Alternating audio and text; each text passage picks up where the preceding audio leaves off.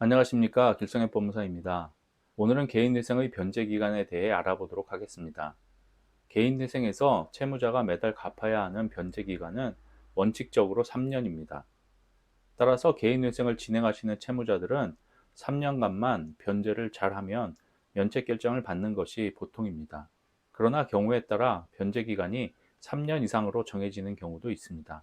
개인회생에서는 반드시 청산가치 보장의 원칙을 지켜야 하는데, 이것을 쉽게 설명드리면 채무자가 3년 동안 갚는 총 변제금이 적어도 현재 채무자가 가지고 있는 재산의 가치보다는 더 많아야 한다는 것입니다.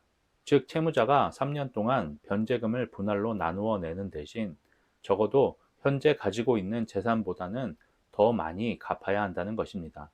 따라서 보통의 경우에는 변제 기간이 3년이지만 채무자의 소득이 적어 총 변제금이 현재 내가 가지고 있는 재산의 가치보다 더 적게 산정된다면, 이때는 청산가치 보장을 위해 부득불 변제 기간을 3년 이상으로 정하게 되는 것입니다. 그런데 경우에 따라서는 채무자가 재산이 없는데도 불구하고 변제 기간이 3년 이상으로 정해지는 경우도 있습니다. 채무자가 주식 또는 코인에 투자하여 손실을 본 경우, 그리고 지나친 낭비 등으로 빚을 지게 된 경우, 채무자가 금융기관에서 대출받은 돈으로 자기 지인의 채무를 먼저 변제하는 편파 변제 등의 경우에는 법원은 문제가 되는 금액만큼을 청산가치에 반영하라고 요구합니다.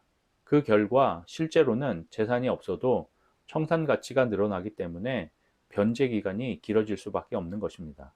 그러나 다행히도 서울이나 수원, 부산의 회생법원에서는 주식이나 코인에 투자하여 발생한 손실금을 청산가치에 반영하지 않도록 실무준칙을 운영하고 있으므로, 주식이나 코인 투자로 손실을 보신 분들은 가급적 이러한 회생법원에 개인회생을 신청하시는 것이 좋습니다. 또 내 재산이 아니지만 청산가치에 반영되는 것 중에 중요한 것으로 배우자 명의의 재산이 있습니다. 나는 재산이 없지만 내 남편 또는 아내 명의의 재산이 있는 경우 그 재산의 절반을 청산가치에 반영하여 변제 계획안을 만들어야 하므로, 이것 때문에 변제 기간이 3년이 아닌 5년까지 늘어나기도 하는 것입니다. 그런데 역시 서울, 수원, 부산의 회생법원은 실무준칙으로 배우자의 재산을 청산가치에 반영하지 않고 있으니 개인회생을 생각하시는 분들은 이 점을 꼭 참고하시기 바랍니다. 그리고 법에서는 어떠한 경우에도 변제 기간이 5년을 초과할 수 없도록 하고 있으므로, 청산가치 보장의 원칙을 이유로 하더라도 변제 기간이 5년을 넘을 수는 없습니다. 다만 간혹 3년의 변제 기간이 정해진 경우에도 생활비가 너무 적어지는 것 때문에 매달 갚으시는 변제금의 액수를 조금 줄이는 대신에 변제 기간을 5년까지 늘릴 수는 없는지 궁금해 하시는 분들이 있습니다. 그러나 변제금이나 변제 기간은 법원에서 정하는 것이고 채무자가 마음대로 선택할 수 있는 것이 아닙니다. 개인회생으로 당분간 경제적 어려움이 있더라도 변제 기간 동안만 잘 참고 견디면 모든 채무의 짐을 벗을 수 있습니다. 각오를 단단히 하시고 이 기간을 잘 버텨야 하겠습니다. 원칙적으로 변제 기간은 3년이지만 최근 서울, 부산, 수원의 회생법원에서는 채무자의 신속한 사회 복귀를 위해 3년 미만의 변제 기간을 인정하고 있습니다.